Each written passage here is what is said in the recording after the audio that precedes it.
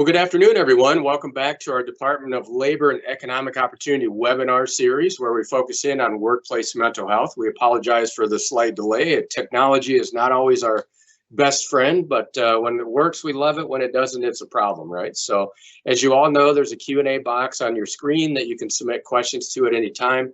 Throughout the presentation today, we'll get to as many as we can by the end. If you haven't already, please make sure you sign up for emails on our michigan.gov/workplace mental health site.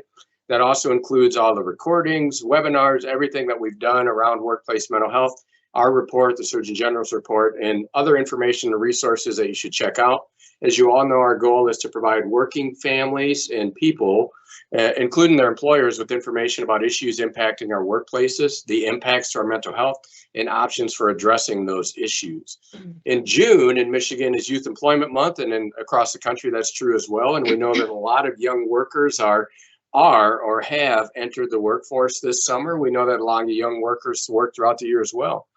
And I would guess that just about everyone watching this webinar today has their youth employment story. I know I have mine, and that's a good thing.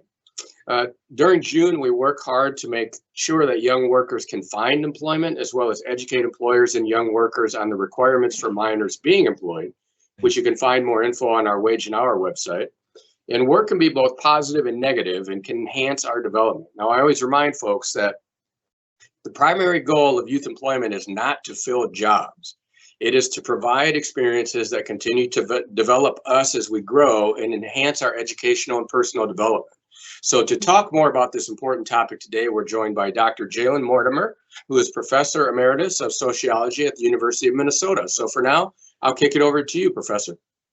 Okay, thank you. And thank you all for coming and for your interest in this topic.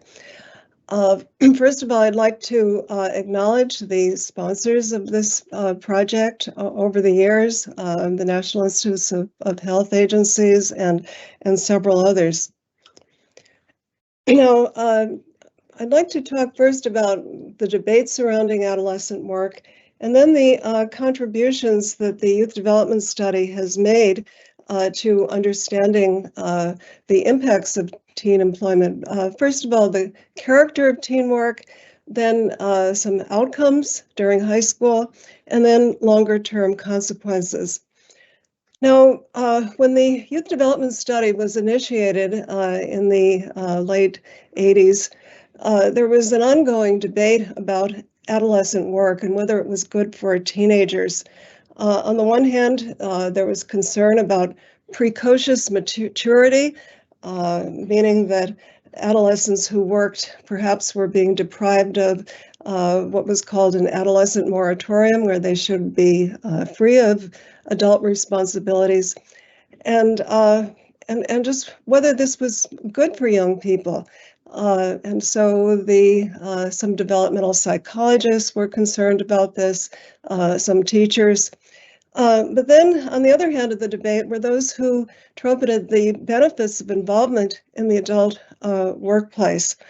And so the case against adolescent work, there might be physical risks, there might be stressors that the teenager isn't used to or ready for. There may be contact with older workers, leading to problem behavior like alcohol, smoking, delinquency, concern that maybe adolescents who work might not be able to be with their families as much as they should be, and that it might undermine educational investment if young workers come to think of their jobs as more important than their schoolwork. And we know, too, that some work can be very dangerous, and recently there have been a number of reports in the media. This is just one that got my attention. The cleaning company in Tennessee was fined $649,000 after a Labor Department investigation found it was employing at least 24 children, some as young as 13, to clean slaughterhouses and meatpacking plants. And this kind of thing is not what we'd like to see. Now, first, the case for adolescent work. The proponents say that it encourages vocational exploration, that youth may not have been thinking very much about what they would do in the future before they start working. And then they start thinking about, well, what am I interested in? Do I want to work with people? Do I want to work with my hands, with data? And they start thinking about, well, what are my interests, and developing a worker identity. Start thinking about occupational goals. What are my work values? Um, Sociologists have used the term planful competence to refer to the tendency to set goals, plan strategies, figure out how you're going to get to your goals, and that the whole experience of working might build confidence and interpersonal skills if the young person is in contact with people that they may not have access to in their ordinary lives, and a sense of responsibility and building time management skills. Now, the Youth Development Study is the only longitudinal study starting in adolescence which monitored teens' work experiences and outcomes through the transition to adulthood and well beyond. The initial sample was chosen in 1987, consisting of over 1,000 randomly chosen children entering the 9th grade in St. Paul Public Schools. And its characteristics were typical of the population of the St. Paul Public Schools at that time. We've had 20 surveys from the first wave when the youth were aged 14 and 15 in 1988 to the 20th wave when they were in their mid-40s in 2019. The first 4 waves were done by surveys in classrooms. After they left school, we surveyed them by mail. And then in the very last wave, wave 20, it was online. And we've had very good retention throughout the study, quite unusual for studies of this kind. We call this panel that we've been studying over a long period of time G2, because we also surveyed their parents while they were in school and got insight about their parents' attitudes toward children's work, and also collected information that we thought might not be readily available from the children, like the parents' income and occupational status. Since then, we've also surveyed the children of the G2 cohort. We call them G3, but I won't talk about that part of the study. So this group that we've been studying over such a long period of time was born in the early 70s, called Gen X. They were in high school from 1987 to 91. They experienced their transition to adulthood between the 1990s to the early 2000s, a period of time which was fairly favorable economically. And I also just want to point out that this was a time when teenage employment was much more prevalent during the school years than it is today. And you can see here that around the time that the Youth Development Study was done, it was sort of not quite at the peak, but near the peak of youth employment, and it's declined readily since then. So we can't assume that given changes in the conditions of work, the proportions of children that are in the workforce, that the same effects would occur today. Now, we study 2 dimensions of teen work, time investment and work quality. Time investment, especially hours of work, have been given the most attention in the literature and among the public, concerned that teenagers might just be working too many hours. But then the second dimension of work quality was also of interest to us. What kinds of experiences do young people have when they are on the job? And work quality turned out to be more important for mental health related outcomes. Now, first, the patterns of work investment. We have two dimensions here, duration and average intensity. That is the average hours of work that the teenagers were working while they were employed. So you see there are four types of patterns. The most invested were working practically all of the months of observation, and when they worked more than 20 hours a week. We also had steady workers who were also worked most of the time, but they worked 20 hours a week or less, limiting their employment. And then we had sporadic workers who didn't work very many months, but when they were working a lot. And then occasional workers who were low on both dimensions. And you see that the young people are fairly well divided among these four categories. They don't exactly add to 100 because there were 7% of teenagers who did not work at all during high school. This is just working during the school year, not including summer employment. So we found no evidence that the intensity of work reduced grade point average or educational aspirations or plans, issues that people have been very concerned about. Once we control the types of children or the characteristics of children who enter these different patterns, we didn't find any effects of intensity of work on grades or plans.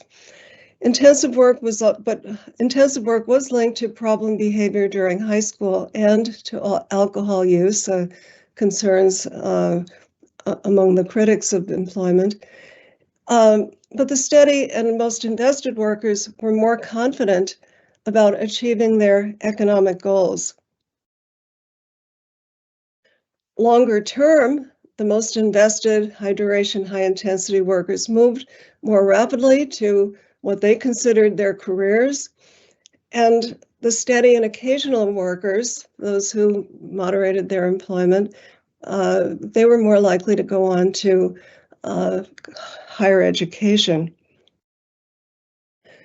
Now, turning to the second dimension, work quality, we considered some of the same work quality dimensions that have been investigated in studies of adult workers. Self-direction, control over the way the work time is spent, freedom to make decisions, how often or how much the youth are able to learn new things in their workplaces, use their skills, develop new skills, satisfaction with their pay, whether they perceived advancement opportunities in the workplace, and work stressors, their exposure to, what we would consider noxious conditions like heat and cold, overload, just feeling like you have too much work to do, time pressure, and responsibility for things outside your control. Now, these are dimensions that have been studied a lot with adult workers, but in the studies of youth, especially when I started this research, there was really no attention to what youth were actually doing on the job, because people thought that, it's kind of a youth employment ghetto and all the jobs are the same and so on. But I didn't think that that was the case. We have three dimensions of mental health. First, called mastery, or sometimes internal control, based on 7 items, like I can do just about anything I really set my mind to do. Self-esteem, I have a number of good qualities, take a positive attitude toward myself, and depressed mood. Now, this isn't clinical depression, but it's just, feeling depressed, feeling downhearted, and so on. Now, we found that self-esteem and mastery increased with high-quality work. Students evidenced higher self-esteem and mastery when they had advancement opportunities on their job, when they had opportunities for learning and skill development, when they had some control, and when they were satisfied with their wages, but it diminished with work stressors. And so it's kind of what one would expect. Depressed mood increased with work stressors, but decreased when youth had opportunities for learning and skill development and advancement opportunity. So we also found that youth who reported stressors in high school jobs were more resilient when faced with similar stressors 4 years after high school. Sometimes we use the term eustress, a good kind of stress. Earlier stressful experiences heightening adaptive capacity, since mastery of difficult tasks can promote a sense of self-efficacy, heightened motivation, and resilience in future similar situations. We also found, surprisingly enough, and this is in one of our more recent publications, if you were looking at the citations, you saw probably that a lot of them were from the 1990s and much earlier, but we recently did some analysis to see whether teen work quality would predict adult work quality. And we found very similar patterns: work stress, self-direction, learning and advancement opportunities, and wage satisfaction predicted the same work experiences during the ensuing occupational career extending to midlife. And we also have found that the effects of work quality are very much the same, the effects on mental health for teens and adults, and this was just published. So in conclusion, I conclude that work investment and work quality are both important, but for different things. Work investment predicts short and long-term outcomes like problem behavior, educational attainment, and career acquisition, whereas teen work quality predicts adult work quality. Work quality in the teenage years also predicts mental health in adolescence and adulthood in similar fashion. I'd like to point out in concluding that our code books and reference to our publications are on the Sociology Department website at the University of Minnesota. All you have to do is Google Youth Development Study and it takes you there. And the data are publicly available, and actually the Youth Development Study is one of the most often downloaded data sets in the Inter-University Consortium on Political and Social Research at the University of Michigan. So if you're interested in the data or want to know more about the findings, you can look at these resources. So thank you very much. Yeah, awesome information, Jalen. I think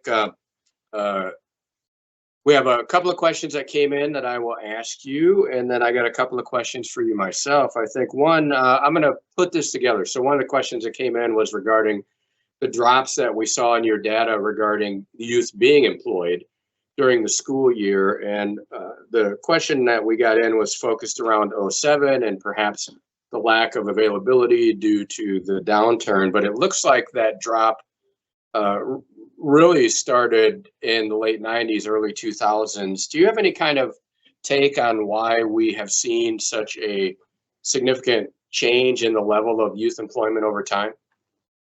Well, there's a lot of speculation about this, and we don't really know, but there are a number of things that have happened, over the past few decades.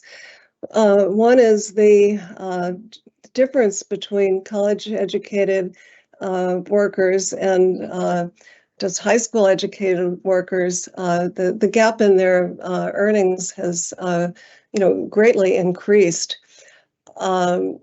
So many young people who previously thought that, may have previously thought that they could get a good job, that would be able to sustain them and their families by just getting a high school education. Increasingly people think, well, they have to graduate from college in order to avoid, transient kind of low-level employment that would really make them vulnerable economically in the future. So there's much more emphasis on going to college. College enrollments have expanded, and many people think that if their children work, that this will take them away from their school studies, and that's something that's been a concern for a long period of time, but our study didn't show that.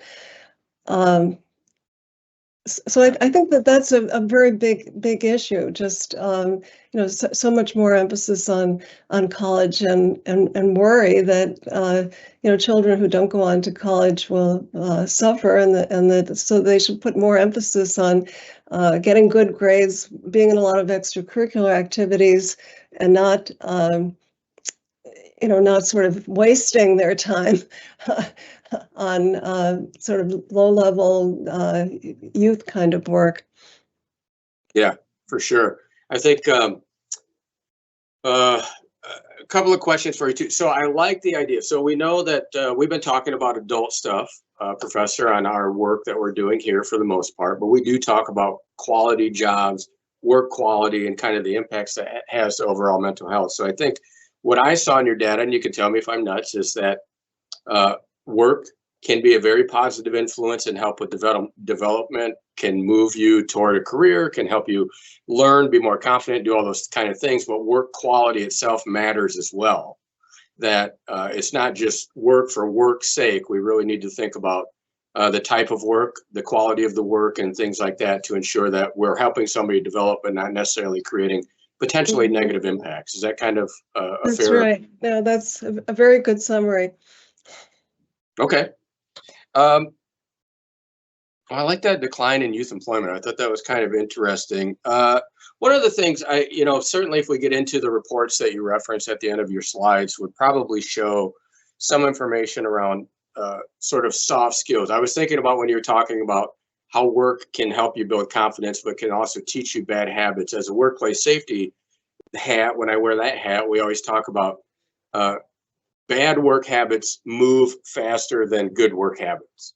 So certainly youth can be exposed to sort of different things there, but at school, when I think about soft skills, you can typically, like if there are groups of people you don't like or can't get along with, you can usually avoid them. But at work, that's not going to happen, right? So I assume like young people in work develop those skills because of the nature of work itself. And that, you're going to be sort of forced to interact with people that you may not be similar to. Mm-hmm. Right. Yeah. It opens up young people to a variety of experiences that they might not have otherwise. And some of the early sociologists who were writing about this and who were promoting youth work were saying that children who just have ordinary lives as adolescents, they know their family members, they know their neighbors, and they go to school, and but they're not very much in contact with people who hold a wide range of jobs, and so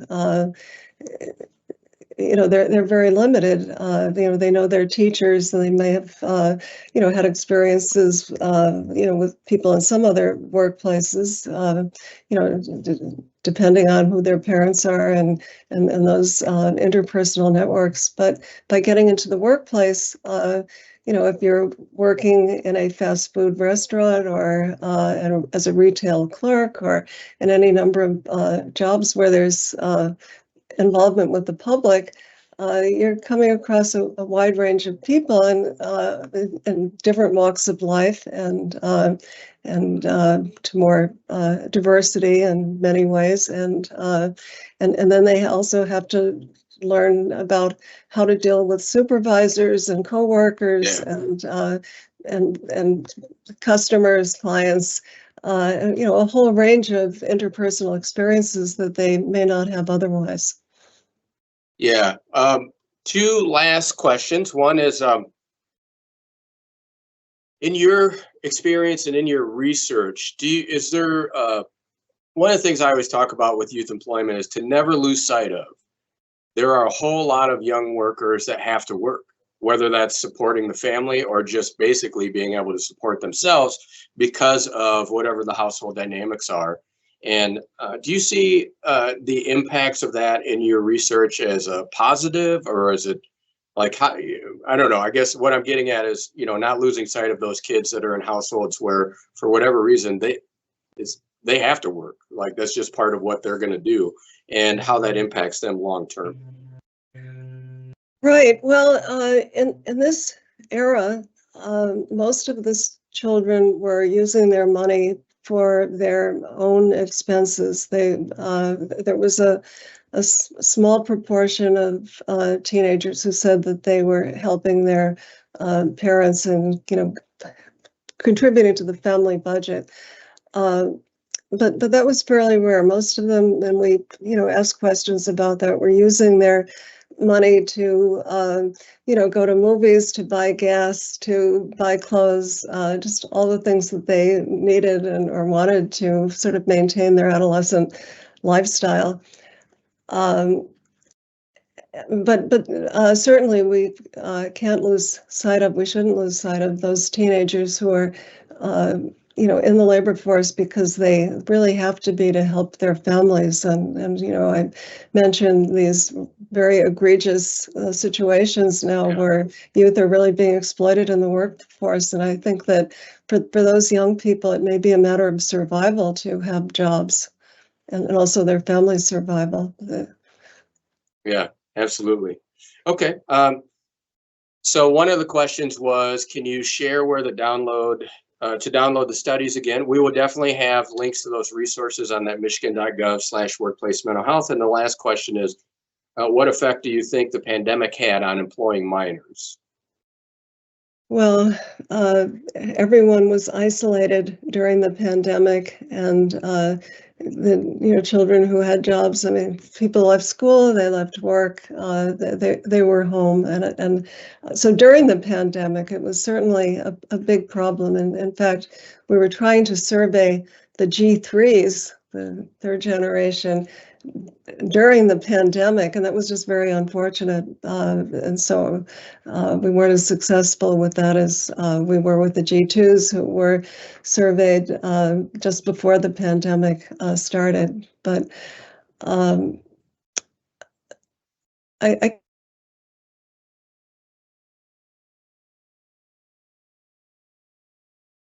Well, we got some dead air. I don't know if we lost the professor, but anyway, we know the pandemic caused us all a lot of workplace stress as well. So one of the things we talk about a lot of is how stress impacts us and being mindful of that. I appreciate you all for joining us today, talk about this important topic. It's Youth Employment Month. I think what I heard was, work is going to be a pretty good thing for kids to do, but we want to make sure they're quality jobs and creating positive mental health outcomes. So we appreciate you. We'll see you in about a month for our next regularly scheduled webinar, and thank you all for attending.